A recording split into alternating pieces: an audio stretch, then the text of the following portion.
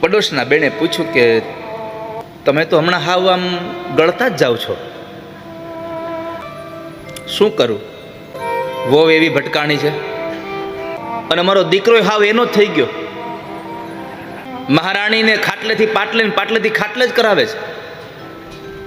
અરે અમારો ચાનો કપે અંદર દેવા જાય છે. લે, આટલું બધું આ બેને એના દીકરાની વહુ માટેનું બધું કહી દીધું.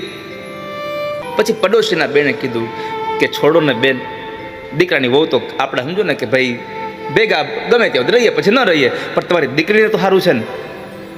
મારી દીકરીને તો એકદમ સરસ ઘરવાળો મળ્યો છે, હથેળીમાં પગ રખાવે. મારી દીકરી કામમાં થાકી ગઈ હોય તો હારે કામ કરવા લાગે, આવો વરવાજો મળ્યો તો વાંધો નથી. લ્યો,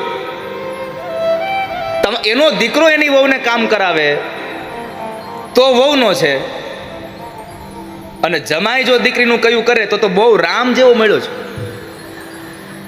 મારે તો ખાલી આ હાસ્ય સાથે તમને એટલું જ કહેવું છે કે જેટલો પ્રેમ તમારી દીકરી પ્રત્યે રાખો છો ને એટલો જ પ્રેમ તમારા દીકરાની વહુ પ્રત્યે રાખશો તો સંસાર ભાંગતા બંધ થઈ જશે.